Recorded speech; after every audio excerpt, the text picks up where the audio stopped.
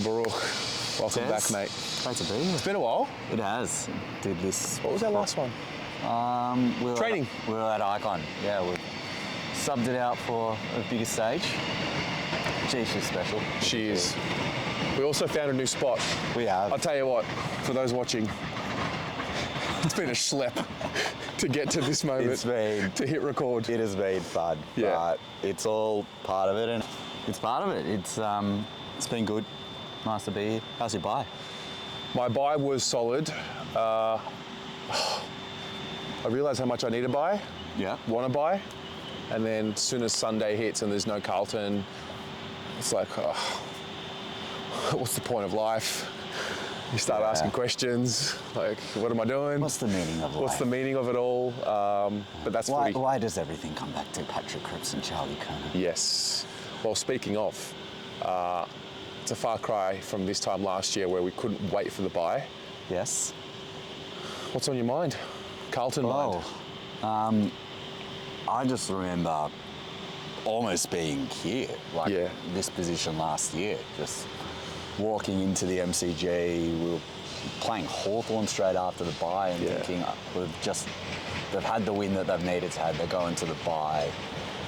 What can they salvage in the second half of the year? And it's turned into this magnificent run that we're still on, and we're still feeling all the great highs. And I think we're still trying to work out how to deal with it and how to deal with being a good team. And now we've hit the second half of the year and we're being talked about as the second best team in the competition. When does that happen? So, well, and you can't question the form because of the quality that we've faced. Yep. And that's new. And it is a little scary because it's uncharted territory. It is. So I think for me, you asked me what's on my mind before. I keep harping back and thinking about Michael Voss has been so big on saying this year's about raising the floor, about what we're capable of. Well, they've done that in the first half of the year. Yeah. And now we get to the second half of the year. There's been all this talk about Carlton being the second best team in it, a challenger to the Sydney Swans, who are premiership favourites at this current point in time and are viewed as a team that can win the premiership. So if you're raising the floor you can almost touch the ceiling.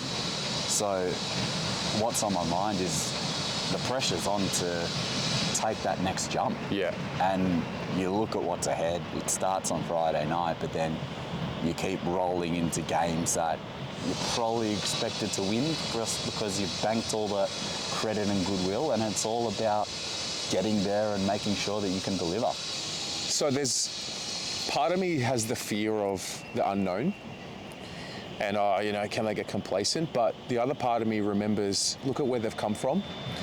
Look at how many lessons, the harsh lessons that we've had to learn along the way. And ultimately the trust takes over. How do you feel? I think you've just nailed it. I think they all know what they've been through, and they've experienced not only heartbreak, but they've just experienced the incredible ride of just what that's like. And I think they know, they're so well-led, Cripper, Walsh, Doherty, even though he's not on the field, they'll know that it's we've worked so bloody hard over 12 months to get to this point, to put us in this position. I don't think there's any way that they're going to stop now. They've gotten to this point.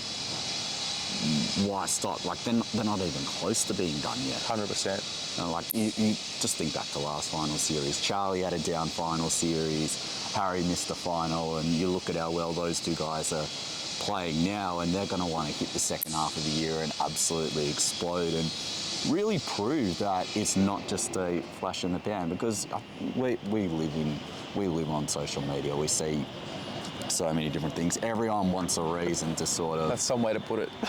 Some way to put it. Everyone's looking for a reason to pot the football club or say that this club's not legit and that club's not legit. And reality is as well, it's that type of season where it's all on fine margins. It is so tight that if you slip up for one weekend, you can go tumbling down or the narrative can change completely. So it's all in the psyche. But I think with the quality of leaders and players that they have in that locker room, I just don't think they'll let themselves get complacent. And belief is also a powerful thing. I think now they believe that they are a good team. They've proven that they're a good team, and I think they're entitled to believe in that now. Something about the last 3 games in particular looks different for me. Gold Coast, Port Adelaide, and Essendon. There was just something, I can't really explain it. I feel it. It seemed like there was a little bit more control. Maybe it was a little bit more consistency throughout quarters. I felt like the way we managed ourselves and managed the stages of the game was of a really mature team. I mean, that might all go out the window in 3 weeks, but I really do think something significant has changed, particularly from Sydney when the adjustment was made. And I think I saw Vossi say in the change rooms that we got the humbling. Yeah. And pretty much since then, they have made some adjustments, positional changes. They have. We have a tagger. We do. What have you made of the changes? I think Vossi's coaching really well at the moment. I think for him to acknowledge that, okay, something's working, we need some in-game coaching, and that's largely been a criticism of him that he hasn't really made enough moves in-game, but it's something that you've enjoyed seeing. So Cincotta comes out of the back line, they weren't going to drop Zach Williams, so what do? They move him forward. He becomes this unbelievable small forward goal kicker that we've been searching for. Yeah. So it's not many possessions, but it's high impact. And Cincotta's moved to, you watched him play, I'm sure Pommy would have been all over this, and it's just the fact that he can burst and kick and use his speed, but he's just using that hunger to lock down his opponent and hurt you the other way. So I really love that. And to go back to what you said about the games and particularly the last 3, and for me it's how they've won them, and the game management and moments is so, it's becoming incredibly more important in just how you manage games. So to be able to get it to a point and then burst, like it used to be the premiership quarter, I'm loving now that it's just taking it to the first few minutes of the fourth quarter, they make their move, and then it's just like, it's done. Away we go. Away you go. You can sit there comfortably for the rest of the game. Please God that happens on Friday night and for the rest of the season. But it's something that, again, shows the maturity of the group, and it's a group that has grown together. It's a group that knows where they've come from. I think we said it the video in Icon Park. I think they look like a group that know where they're at, both physically and in maturity as well. And I think we're seeing that as the season goes through. To start the year, there was a couple of those cardiac performances. There was a couple of losses in there that we probably shouldn't have had. And now, as we get into the middle part of the year and start to turn for home, they're really starting to get through games professionally and in a really mature way. And it's not just the big guys that are carrying you over the line, it's the lesser lights. It's the likes of Lockie Fogarty coming back in as Cincotta. It's Zach Williams going forward. It's Elijah Hollins who's stepping up and being the best on ground. It's the growth of Tom De Koning. It's not just leaving it to Patrick Cripps, Sam Walsh, Charlie Kerner, Jacob Wiedering. You can reel off all the stars in the team, but it's the lesser lights that are really taking this group forward. And I go back to the word maturity and just the group maturing and knowing what they have. And even just someone like a Lockie Cowan who's just come into the back line, and not even a couple of years ago you'd be all over him like a microscope. I'm not saying like the microscope isn't on him and everyone's watching what he does very carefully, but slotted in, it's become an important member of that group and he's playing some good footy. Yeah. That's when I know we've become a better side. Yeah. And there's not as much of a reliance. I think the word trust is a word that's been used a lot over the last, really this year, trust. Yeah. The trust in Lockie Cowan, the the trust in Brodie Kemp, the trust in Chincotta.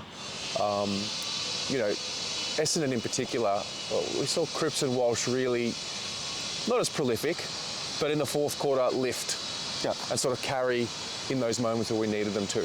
That's not going to happen every week. No. Going into this week, though, yes, the Cats over there. Friday night. How do you feel about it? I'm excited. It's a really good game to sort of start the second half of the year. So, again, you look at the draw and it's sort of, you've got the Cats and then it sort of thins out. Well, not necessarily thins out because it's such an even competition, but they're games that you'd probably expect Carlton to go in as the more favoured side. So I like that it starts off as a test, and like I know Geelong are on a bit of a tumble at the moment, but they've historically been a team that Carlton have struggled against. They have. It looks like they're going to get Dangerfield back. So that just bolsters their midfield and around the ground too. And I think for Carlton, it's the perfect match you almost want for the second half of the year. So you've done all this work in the first half of the year. You get yourself to 9-4, second on the ladder. Again, they've proven themselves as one of those teams to beat.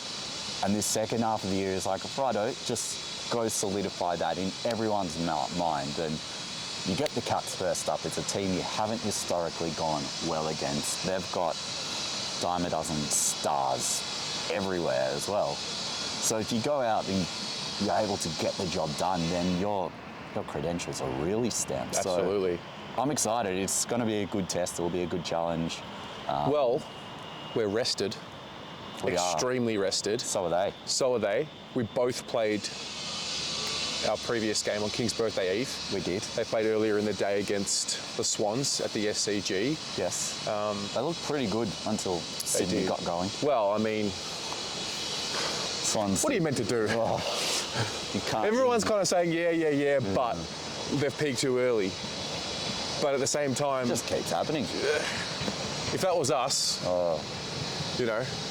we'd be saying you can only. It's so funny if you play a fixture with teams that are not as great. There's always a question mark. I think the Bombers had that. Yeah. The Swans, they're playing too good too early. Maybe the Swans are just good. But that's what I love about this test in particular and about the start of the year that we've had. And it speaks to how close the competition is. But the margins are so small. Yeah. So you keep getting tested and coming up against good teams and quality teams that will test almost every single part of your game. And you have to be on because you showed if you're off, you lapse for a week, it can set you back so far. So I'm really excited about this. It's a really good test for them. First up, they'll be rested and they'll know as well. Like they're on the slide. They started 7-0. Yeah. They want to come back up the ladder and make the finals. So it's going to be big. It's a big Friday Night Lights. It's the last Friday night for a while for this team, which is, I think it's a good thing. I also think it's also a shame that they're going to be off Broadway for a while. So I think they're going to want to make one big lasting impressions on Broadway until hopefully September. What do you remember of the last time we played?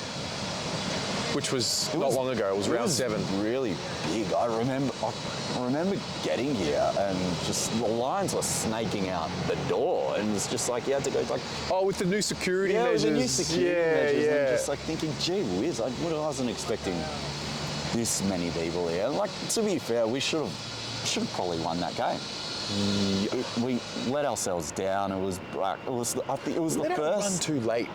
We did. We made it run late, but we didn't capitalise on our opportunities. We didn't capitalise on our opportunities. They were picking us apart through the middle of the ground. It was the first game as well, I think. It was one of those games without Adam Sard and Mitch McGovern. So, touch wood, they're both right to go and refresh. So I'm curious to see how different it looks with them. And now that with the whole defensive system sorted out, that it won't be just as hard for them to waltz through the middle of the ground and hit up a Cameron or an Ollie Henry or a Dempsey who all got a hold of us last time. Zach Tui, 3 goals. Zach Tui, 3 goals. Get out of here. Yeah. Tugging on his jumper as well. Yeah. Who are you tagging? It's interesting. So the logic says the last few weeks you go to Stewart, but do you send Cincotta to a Brian Myers? I don't know if it's a tag job. Does that mean Cincotta doesn't have a spot in the team? I don't think so. I personally think... Who's the one that hurts opponents the most? I think Myers is one.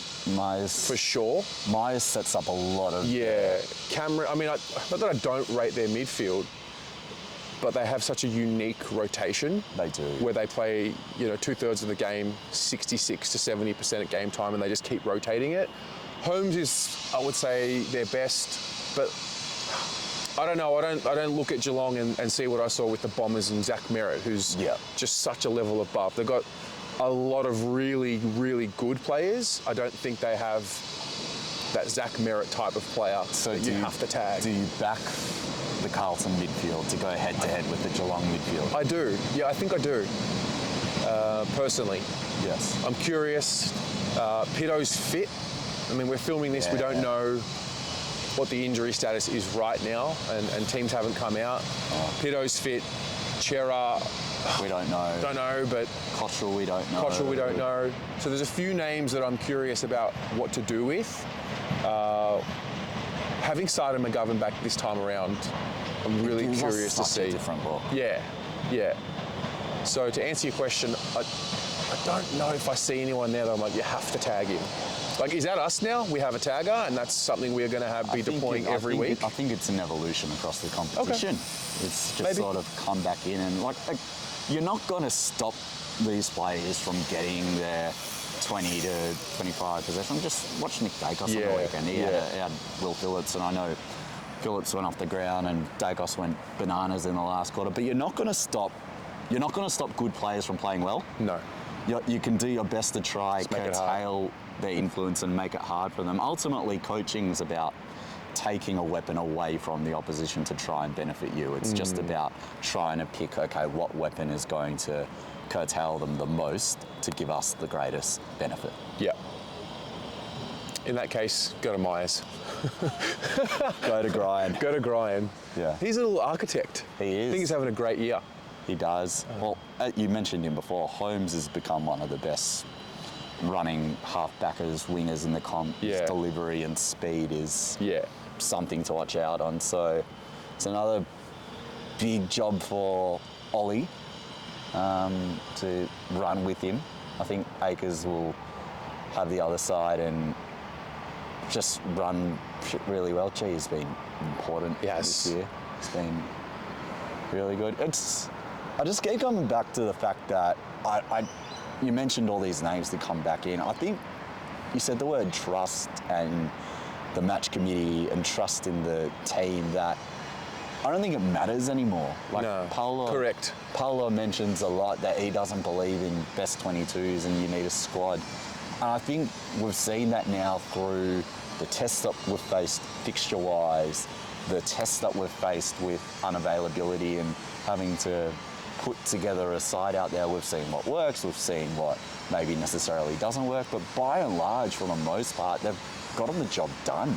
And they've proven to not only us as a fan base and football world, but more so to themselves. It's just like, this guy is unavailable this week. We'll miss him, but that's okay because someone else can come in and fill the role. Need a squad to win the flag. You need a squad to win the flag. Not 23. We mentioned his name before, but Lockie Cowan gets an opportunity because I can't remember who it was, went out of the team. But now it's just like, he's there, he does his job. Now all of a sudden it's no longer just like, I can't wait till this guy comes back from injury, can't wait till that guy comes back from injury. It's more like, we're okay. It's a bonus when they come back in, but we can cover them. I think the best 23 is just a discussion. It is. It's a great one, though. That's all it is. It's not to be taken serious. Having said that, you can't tell me Chera's not in our best 22. No, not at all. Having said that, can't tell me that Jack Martin, fit and available, is not playing in the best 22. No. So I think there might be like a best. I like to call it a first choice. Like, who would you have in your first choice team? Now the reality is, footy happens, life happens, injuries happen, form slumps happen, opportunities come, and it rolls. So what our best 22 look like pre-season, I think everyone was saying, oh, well, Motlop and Durden are going to rise and they're going to take the spot of Owies. Well, Motlop hasn't played. Correct. And Durden, who we both had high hopes for at the start of the year, has got in games, but he hasn't really taken that opportunity. So it's going to be interesting to see how it lines up. But I think we've seen from the evidence that they've put out there is the fact that they'll not only give it a red hot crack, but there's a method in the way, regardless of how they structure up, that can win them the game. Play it out. What happens on Friday? What's the storyline? I think there's a big game building for, like, Tom's just going to continue. Yeah. Because I just look at Tom either coming up against Toby Conway, who's a kid, he's a good kid, but he's not there yet, or against Reece Stanley. So I can see him definitely dominating out of the middle, giving first use to our mids. I think there's a big game coming for Jacob. I think he'll have... True. Take Tom again? Take Tom again, and I also think he might spend time on Cameron, even though Cameron likes to do his around the ground roaming Jeremy shtick. I don't know if he'll necessarily go with him. That makes it interesting. Could McGovern go with him all around the ground? Or do you want him hanging back to sort of intercept? It's interesting because we had Lewis Young there last time. We did. And McGovern was sore after Essendon, or towards the back end of the Essendon game? McGovern went off. I heard he might have hurt his hamstring, but I believe is okay. I believe is going to be I heard glute, I heard calf, I heard hamstring, I heard cork. No, I had it confirmed that it was hamstring, but I believe is going to be okay. Okay. So that's awesome news. Great news. I just think we'll get the better of him in the middle because of that ruck dominance. It's been a problem for Chris Scott for years, which is never properly fixed. And get it to Charlie and Harry, who are refreshed. They had good games last time. Tom Stewart's someone that you're going to need to look out for. He wasn't there last time. That's true. I think he might have been the only one that they were missing last time of note. He's still a pretty important magnet. Absolutely. So, I think it'll be interesting. It'll be closely contested, but I just think if you look over the park, I just think Carlton have more match winners, and they look like they're playing better football. I know Geelong started like a house on fire in Sydney and probably looked the best that they've looked for about 6 weeks. For a while, yeah. I think Carlton's running into it with better exposed form, and it should see them get the job done. But we'll see what happens. Right. I'm feeling confident, which is good. I'm curious to see. We're coming off the bye, but also, we had the 11-day break and then 10 days before we played Essendon, so plenty of rest. Geelong have come off the bye as well. Don't know if that'll impact how they both come out, if it'll be a bit sloppy early. Geelong historically also off byes haven't been fantastic. Yeah, that's been a decade-long narrative. It's been a long thing. Yeah. So play into that. Okay. Well, I was thinking Carlton by 17. I was thinking it would be a bit sloppy early. Yeah. I think it's going to be a high-quality game. Do we know what the weather's going to be? 13 degrees at this point. When I checked last night, it's going to be cold, mate. Good for footy. It's like 4 layers needed. Depths of winter. Yeah. I go into this game confident. I go into this game mindful, but I've never had as much faith in the group or in the club as what I have now. So, look, whatever happens, happens. Yeah. We're 9-4. We've got to continue it on. No. I think get here for a prelim and just build one step at a time. I think you've said it a few times, like these are the times that as supporters, and particularly the younger supporters, have been waiting for, Yeah. to know that you can come to the footy and you're a high chance of winning every game. It hasn't happened. Like a lot of Carlton fans, you know, myself included, haven't really lived through this period of sustained good form and good football from a Carlton football side in ever. So it's right to be optimistic. It's right to enjoy the times that we're having now. Have one eye on the future and what might be to come, which is why I think Friday night's very important. It's a great test. It's important to get there, make some noise. They love the noise. Don't we all? Get the win, and again, just really frank themselves, because there are going to be tests on Friday night. There's going to be tests that come later in the year as well. And this is really one to say that, like, it wasn't, the first half of the year wasn't a fluke. Like, we're here, we're serious this year. Yeah. We think we can do it. And I think they can. It's really good. Inshallah. Inshallah. Peace Jono, be upon you. good to have you back. Great to be back. Go Blues. Go Blues.